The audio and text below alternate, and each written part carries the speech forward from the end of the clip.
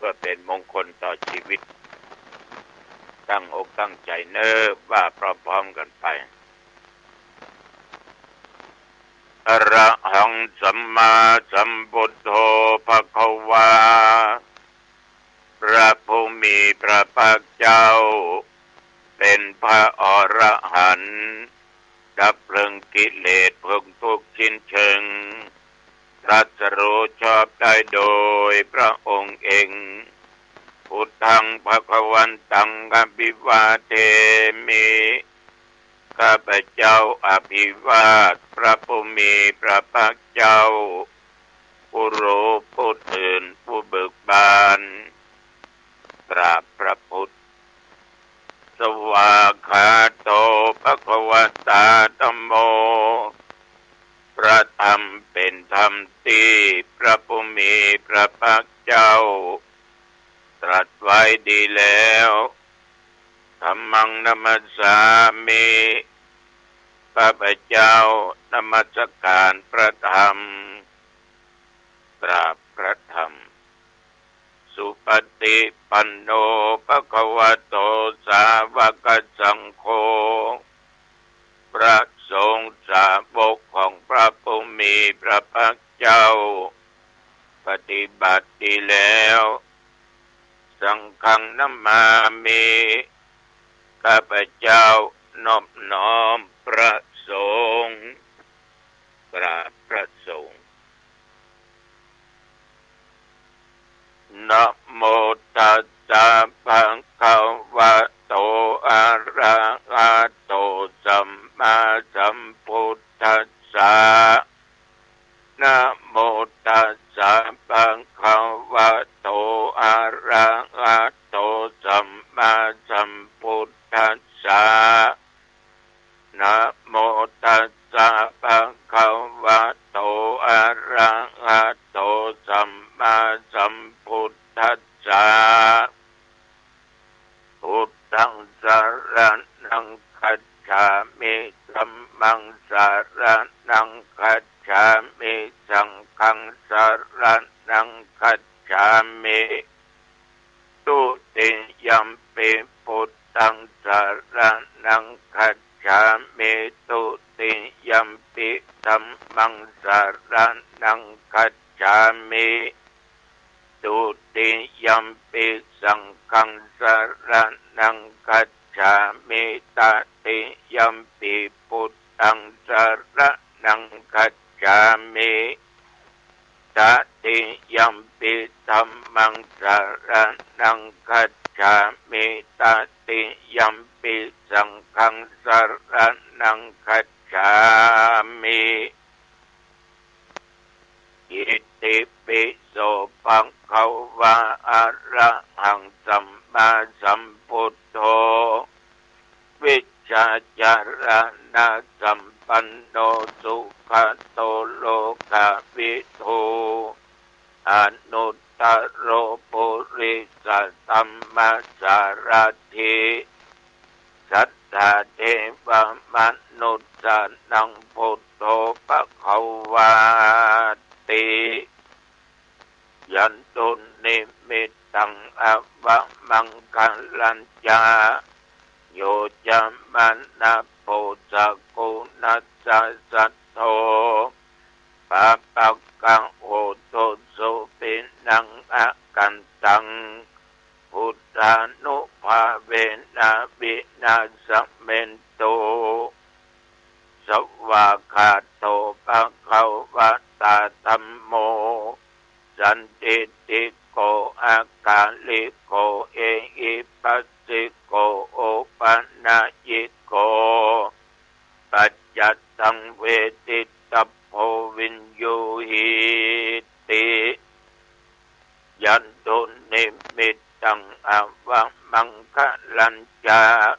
โยจะมันนะโพสกุนัสสะสัทโธ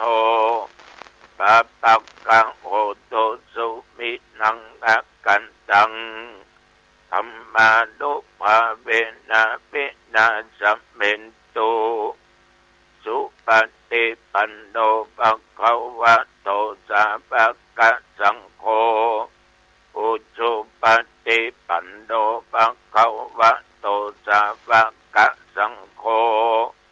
ยายะปฏิปันโนภะคะวะโตสาวกสังโฆ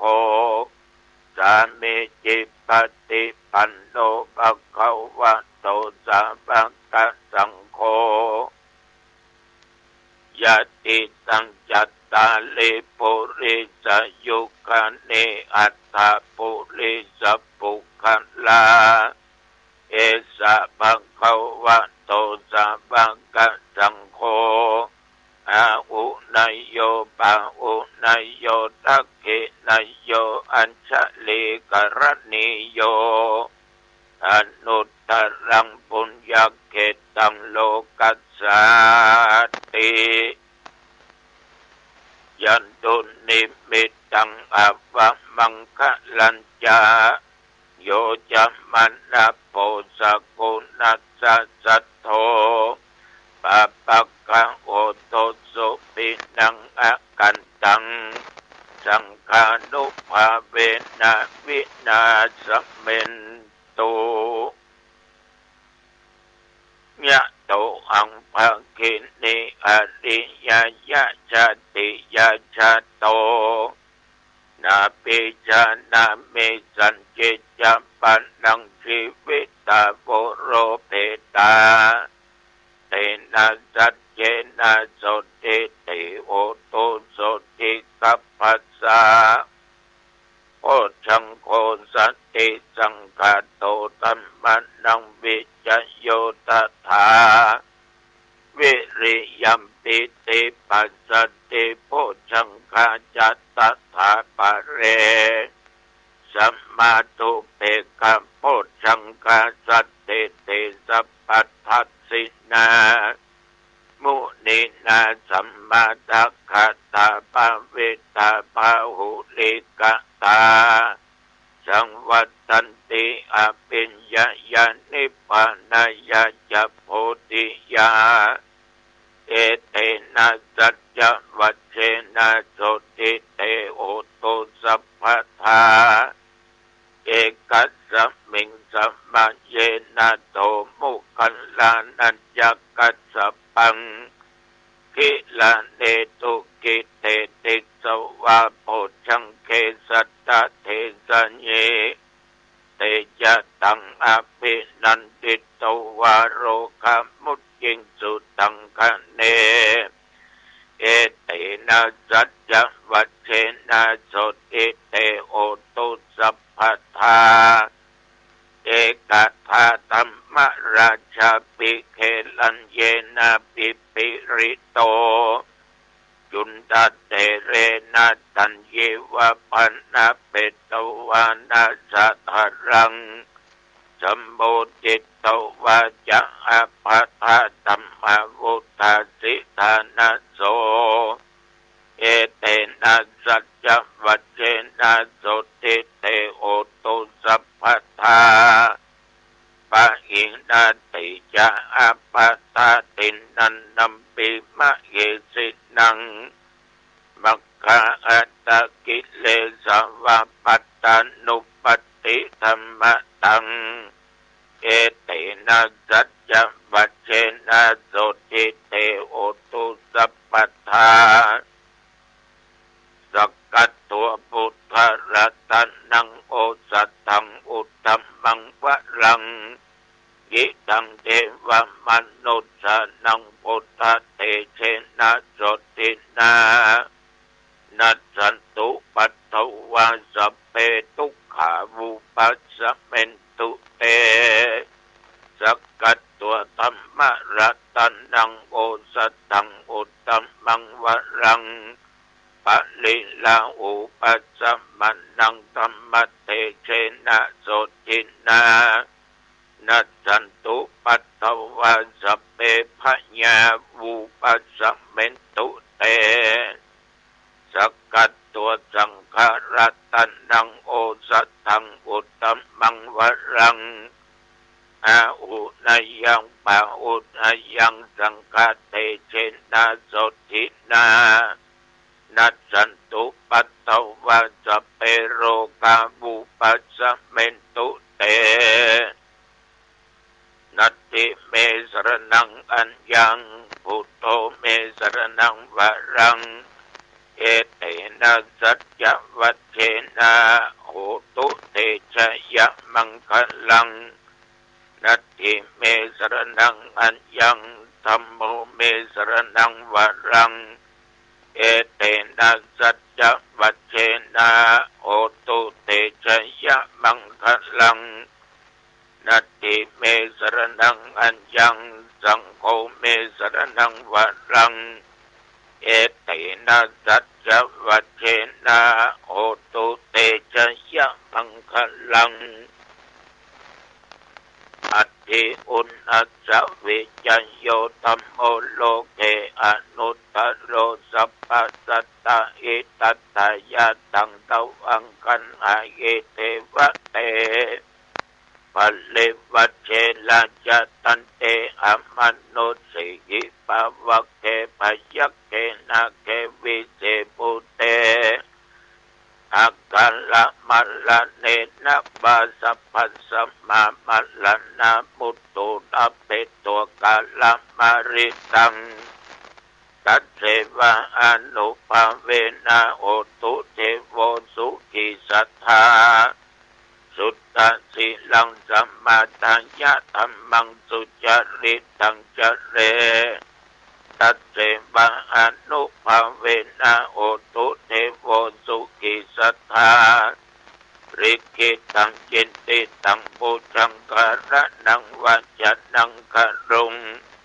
ปัลเลสังเตสนังสุตวตัสสะอายุปวัตตติภวัตุสัพพมังคลังรักขันตุสัพเทวตาสัพพพุทธานุภาเวนะสัทธาโสติภวันตุเตภวัตุสัพพมังคลังรักขันตุสัพเทวตาสัพพธัมมานุภาเวนะสัทธาโสติภวันตุเตภวัตุสัพพมังคลังรักขันตุสัพเทวตาสัพพสังฆานุภาเวนะสัทธาโสติภวันตุเตเมตัญจะสัพพโลกัสสมิงมานะสัมภวะเยอปาลิมานัง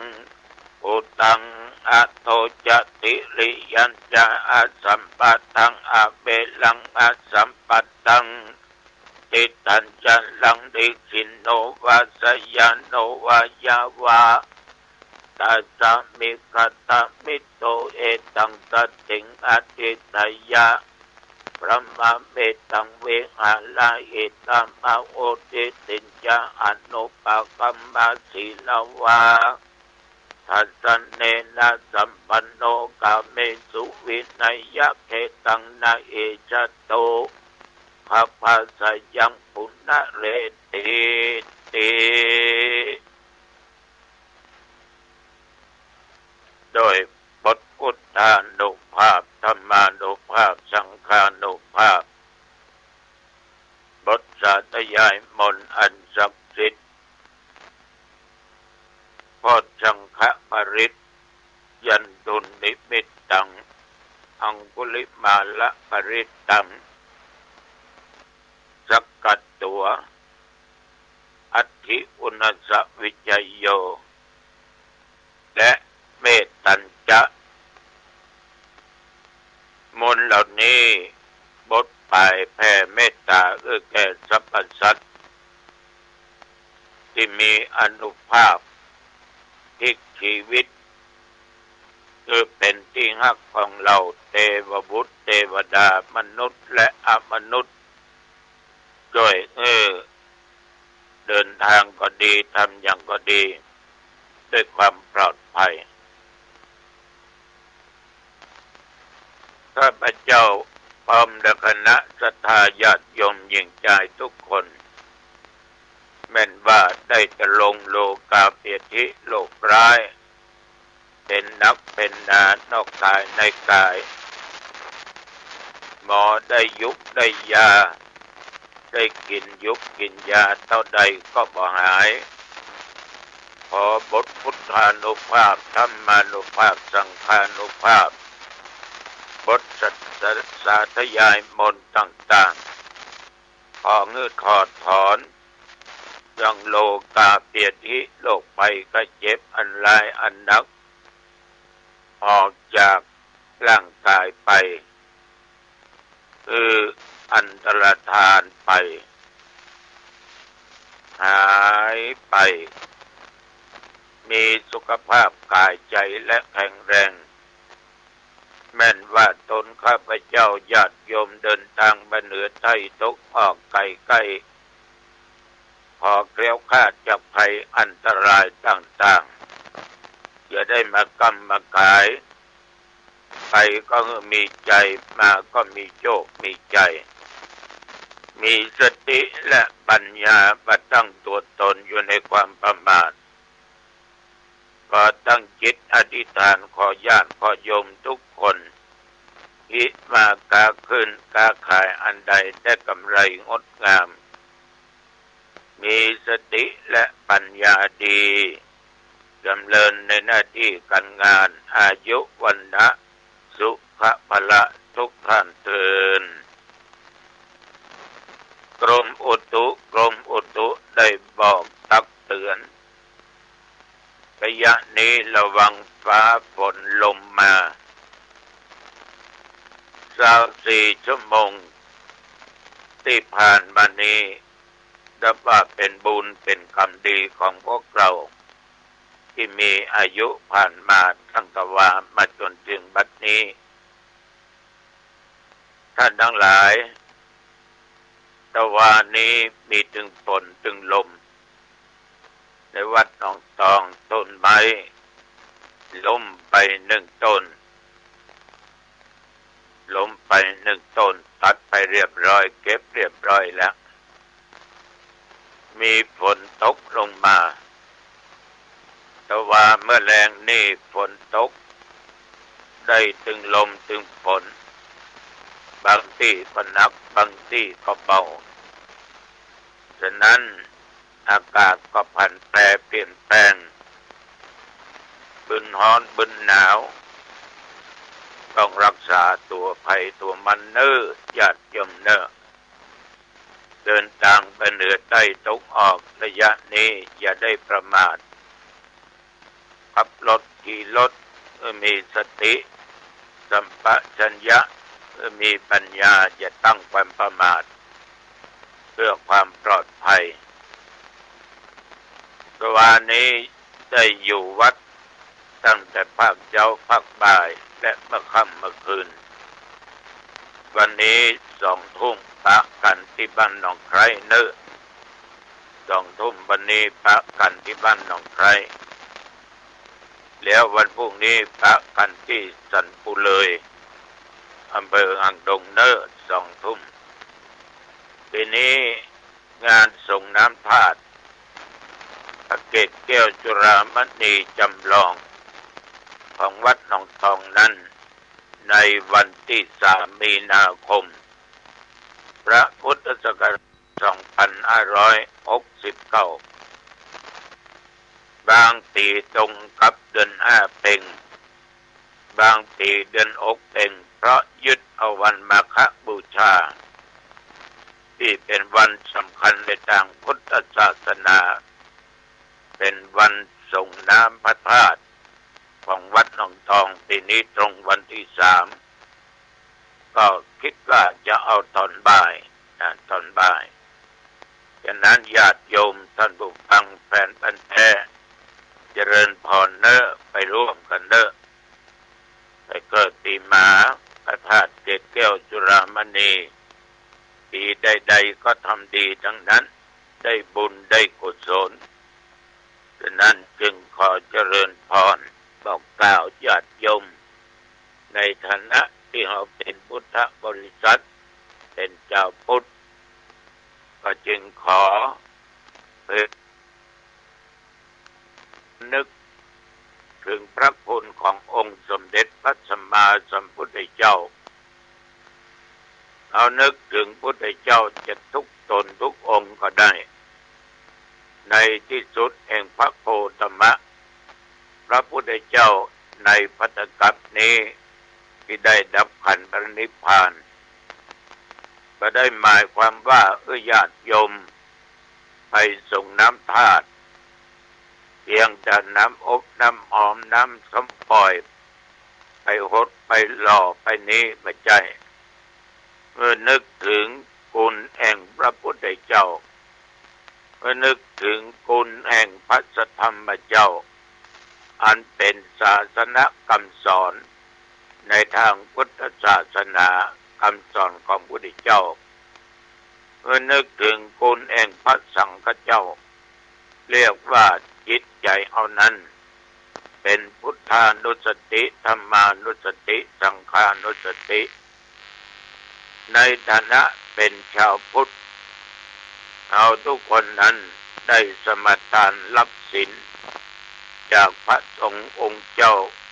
บอกว่าศีล5และศีล8ท่านทั้งหลายไปที่ไหนเหนือใต้ตกออกไปใกล้ต้องมีสติควบคุมระลึกถึงองค์ศีลของตัวเองที่ได้รักษาได้ปฏิบัติมาอย่าได้ดังพร้อยอย่าได้มัวหมองมีสติคุมอยู่ตลอดเราเรียกว่าศีลานุสตินอกจากนั้นนึกถึงการที่ญาติโยมได้บริจาคทานข้าวน้ำโภชนะอาหารบิณฑบาตทานเสนาสนะไว้กับวัดกับวากำจูพระพุทธศาสนาทานพระไตรจีวรทานยุคทานยาเสนาสนะในพุทธศาสนาแก่พระสงฆ์องค์เจ้าได้อยู่ได้อาศัย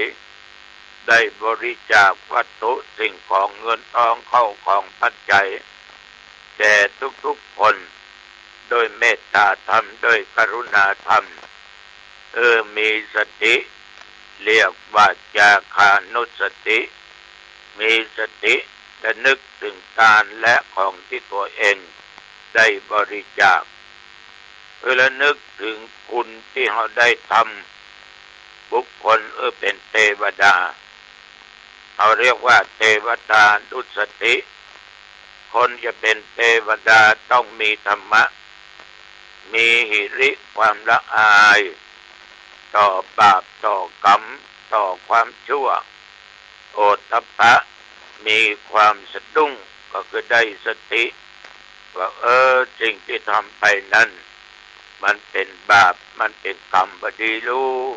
ว่าเลยหยุดไม่ทำฉะนั้นญาติโยมต้องนึกถึงความตายที่จะมาถึงตัวเองในชีวิตมาตั้งอยู่ในความประมาทคือว่าเอามีสติเป็นมรณสติอยู่ตลอดเวลาว่าเวลาประเดี๋ยวนี้อายุเอาเท่าใดเอาจะอยู่ไปเท่าใดประเดี๋ยวนี้เอาเกิดมาแล้วเอาก็แก่แล้วประเมินเอาก็เจ็บ